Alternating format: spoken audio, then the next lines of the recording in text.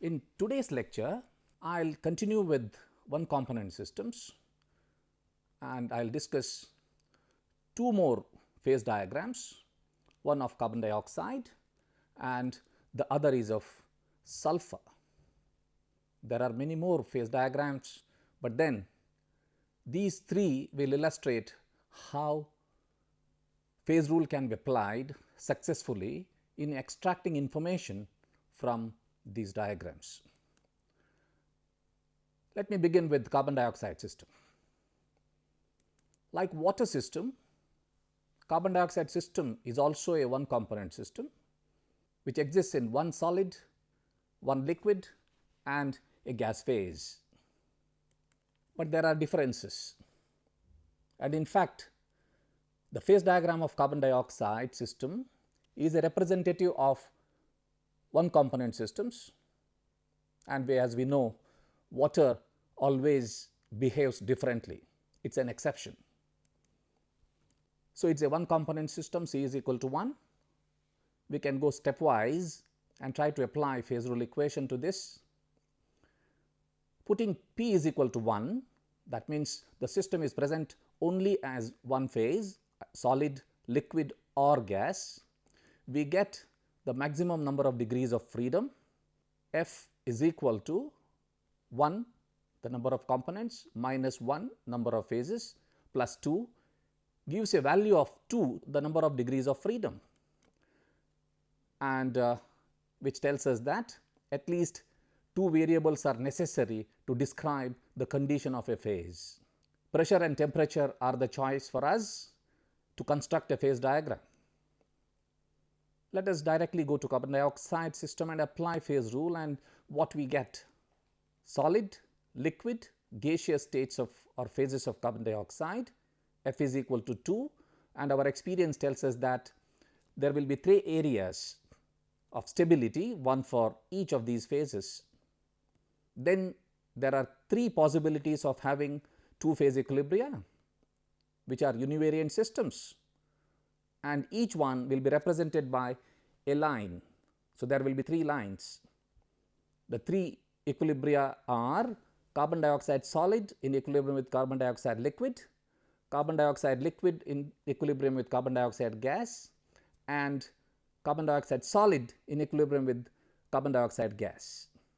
And there is a possibility of a 3 phase equilibrium. When that happens, number of degrees of freedom becomes 0, the system becomes invariant and it is represented by a point. This is what we have seen in the case of water system also. I am repeating this so that you become familiar with the application of phase rule equation. Let me start with the diagram, how it looks like. This is exactly similar to water system, but some differences which will become obvious as we move forward. There are 3 regions of stability for solid carbon dioxide, liquid carbon dioxide and gaseous carbon dioxide. These are bivariant systems represented by areas, which means that we have 2 degrees of freedom. We can arbitrarily fix pressure as well as temperature. But then there are lines, each line represents a 2 phase equilibrium. This is the equilibrium between solid carbon dioxide and carbon dioxide gas, and we can name it safely as the sublimation curve. The conversion of solid to vapor or gas directly is known as sublimation. Similarly, we can name the line OB. In this case, the equilibrium is between solid carbon dioxide and liquid carbon dioxide, and we can call this line the melting point curve or the fusion curve. This gives us the pressure and temperature conditions at which this equilibrium is established, and the last line that we have is OC, which gives us the pressure temperature combinations which give us the equilibrium between liquid carbon dioxide and gaseous carbon dioxide. As we know, the line terminates at point C, which is the critical point, and above which the liquid and the gas become so similar that they become indistinguishable. But here is the point O, at which the three lines intersect. This is the triple point for carbon dioxide system. This is the invariant point. As we know, it is characteristic of the system simply because the system decides the pressure and the temperature corresponding to this point. We have no degree of freedom, and in the case of water, we have seen that these values of temperature and pressure corresponding to the critical point are used in developing scales, like absolute scale of temperature is based on the value of temperature corresponding to the triple point temperature of water system. Now, after looking at this diagram, we are tempted to compare it with the phase diagram of water system. The comparison is shown here. Two phase diagrams are put on the same drawing. Both look Y-shaped, similar. Only thing is that the lines are shifted slightly relative to each other. But if you watch carefully, things become slightly clear that there are differences. One difference is that the curve corresponding to the equilibrium between solid carbon dioxide and liquid carbon dioxide shows a positive slope, whereas the same line in the case of water system has a negative slope. Let us look for the reasons why the slopes of the lines are different. Now, we know that density of ice is less than that of water. That means specific volume of water is less than that of ice. That is why ice floats on water. Hence, when ice is subjected to pressure, there is a natural tendency for ice to relieve the applied stress. This comes from Le Chatelier principle. So, ice starts melting. This way, it can reduce the volume. So, melting is an endothermic process, we know. The heat for the melting comes from the system itself. If the heat is taken out, the temperature naturally drops, and hence the slope of the line tilts towards left. That means a negative slope, and because of that, liquid water can now exist at lower temperatures, and it continues as the pressure is increased. The melting point of ice continues to decrease. Whereas, in the case of carbon dioxide and most of the other substances, the reverse is true. Solid phase is denser than the liquid phase, and hence increase in pressure favors the solid phase, and that gives a positive slope to the curve. If you look for another difference, it is the triple point of carbon dioxide system lies above 1 atmosphere. It is 5.11 atmosphere. You can clearly see by comparison, it is much above that of water. What does that mean? What is the implication? Implication is that we will not be able to see liquid water at 1 atmosphere. Even if you have a cylinder of liquid carbon dioxide filled, and if you try to empty out, from the nozzle, liquid carbon dioxide will not come out. You will be able to see only flakes of solid carbon dioxide or the gas that escapes, because at 1 atmospheric pressure, carbon dioxide can be only in solid or gaseous state, can never be in the liquid state. Solid carbon dioxide, if you keep on an open table, that means you are exposing solid carbon dioxide to atmospheric pressure, it sublimes, it disappears without leaving any trace. Whereas, our normal ice melts to give a pool of water. Both look alike. We will not be able to distinguish which is solid carbon dioxide and which is ice. But then, once the ice has melted, the solid carbon dioxide must have just disappeared, and that is the reason we call solid carbon dioxide dry ice. It can be put to use. One application is for transporting ice cream to long distances, you can use a refrigerated van, but it's expensive. But pack ice cream with the dry ice at 1 atmospheric pressure, the temperature corresponding to dry ice and vapor or gas is minus 78.5 degrees centigrade. The ice cream is kept safe without melting, but eventually the dry ice simply disappears. That means you have produced very low temperature, but the things remain dry because solid carbon dioxide has just disappeared from the scene. Thus, the dry ice has twin advantages. Look at here, the dry ice which sublimes, whereas our ice melts to give a pool of water.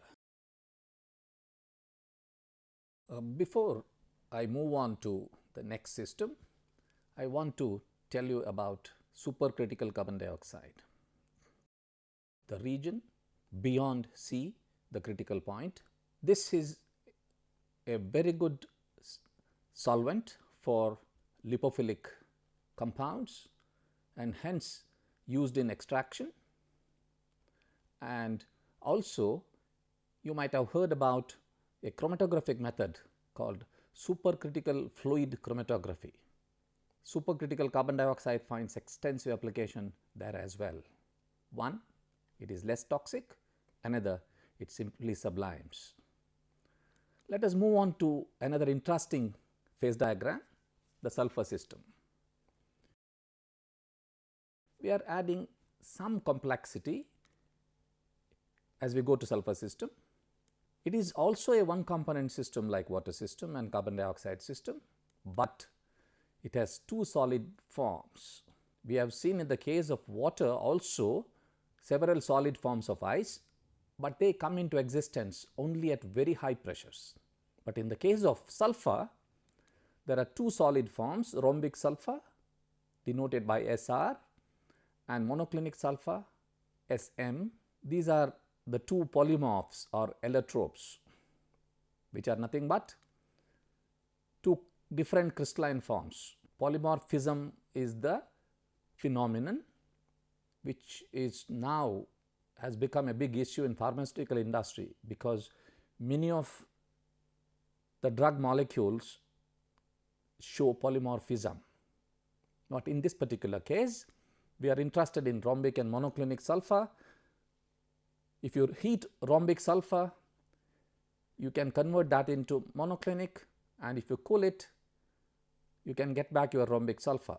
That means it is a reversible change, and this transition occurs at 96.4 degrees centigrade. Such a phenomenon is known as anisotropy. That means in this sulphur system we have four phases, two solids, one liquid and one vapor. Let us apply phase rule directly.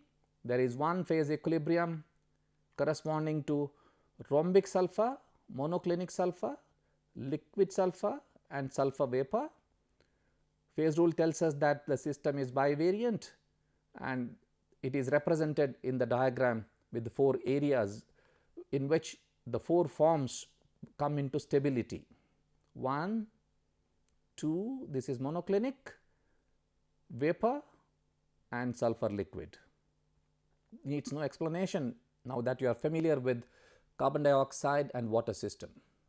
Two phase equilibria, if you look at, the system is univariant.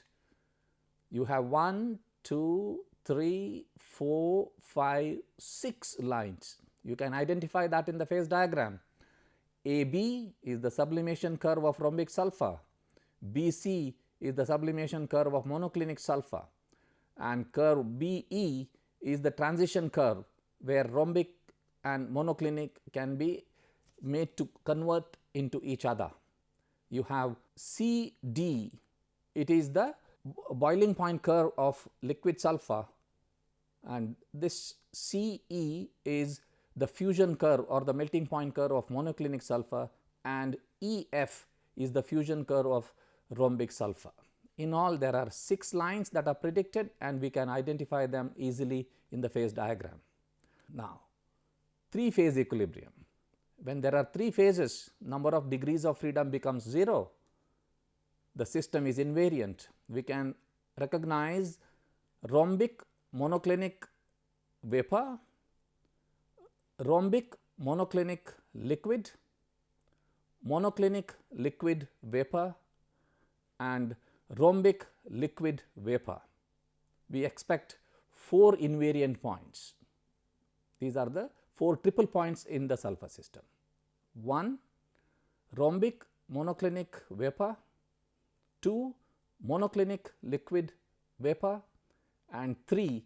Rhombic monoclinic liquid. But where is the 4th triple point?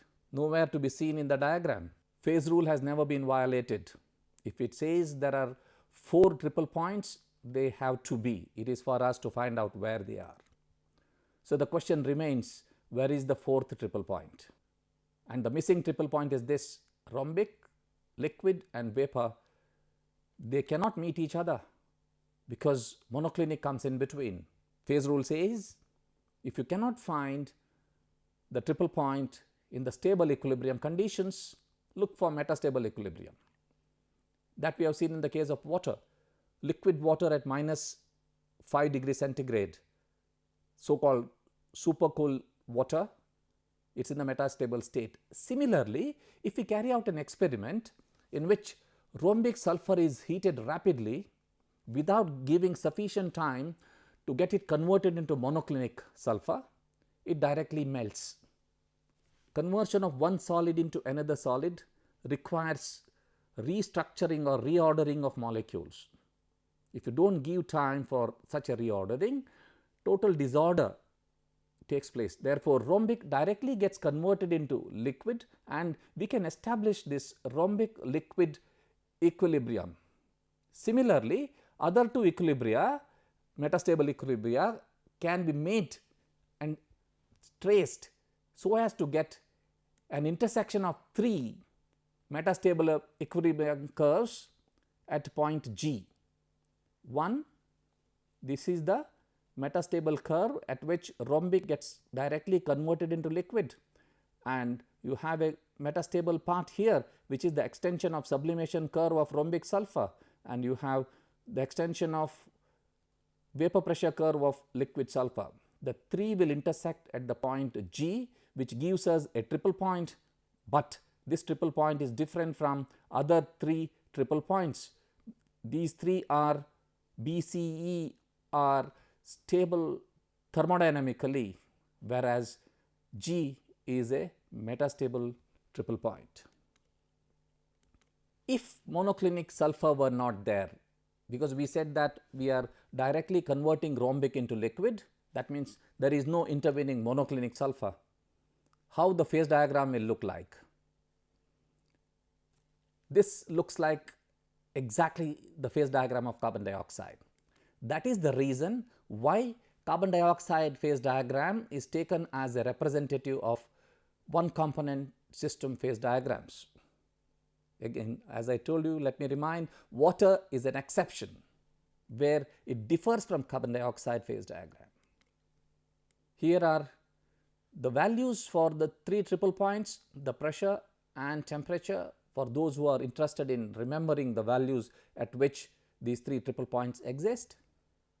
Let us try to illustrate how the changes take place when you go from rhombic sulphur. We are here with the 2 degrees of freedom with us. We are fixing pressure to be 1 atmosphere.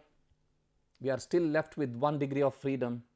We can use it to increase the temperature. As we move along this line, system will not resist because it is a bivariant system. Arbitrarily we can fix both pressure and temperature.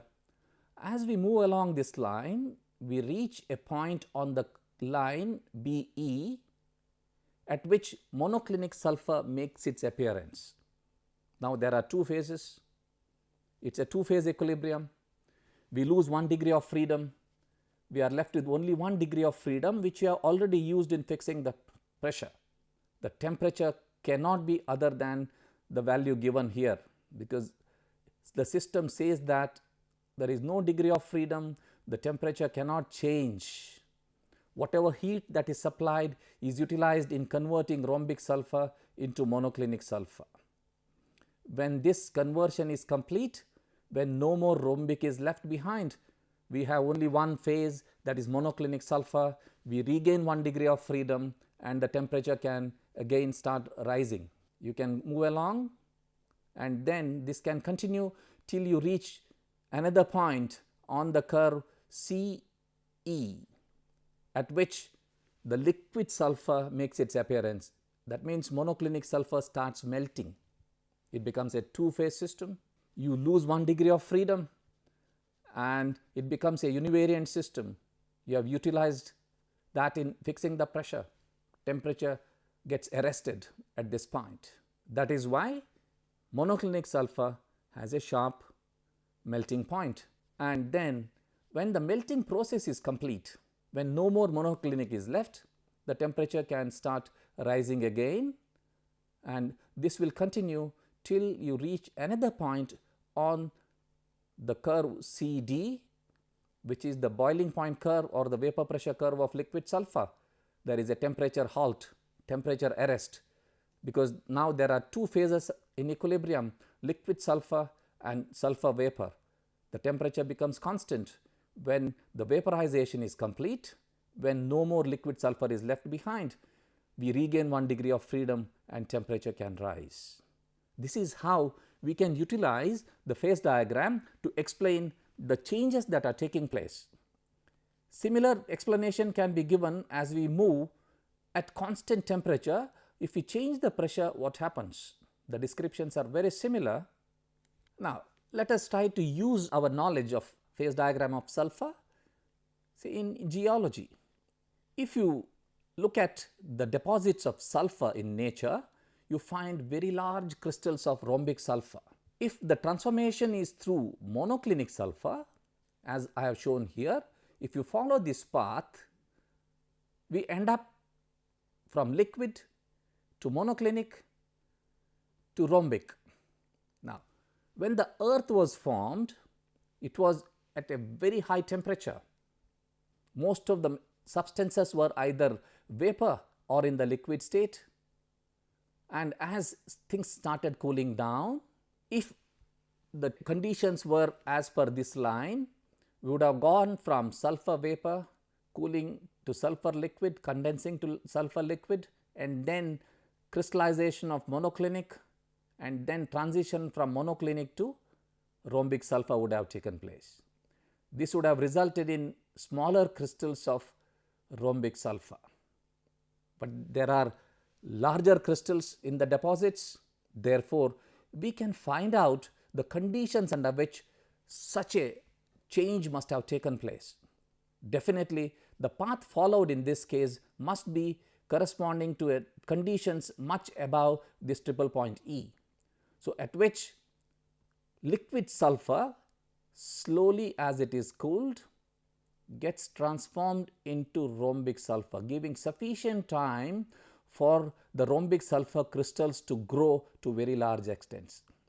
We are trying this in the lab also. If you want to grow a crystal of, say, copper sulfate or sodium chloride, we have to slowly grow it, taking a saturated solution, and then without disturbing, it will grow into larger crystals. Similar thing must have happened in nature, where you had sufficient time and conditions favorable for the growth of larger crystals of rhombic sulfur.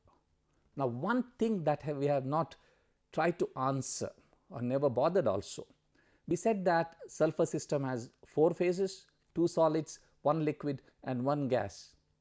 Is it possible for the 4 phases of sulfur to coexist in equilibrium? What is that equilibrium? Sulfur rhombic in equilibrium with sulfur monoclinic, in equilibrium with sulfur liquid, in equilibrium with sulfur vapor. How will you answer this question? Go back to phase rule equation.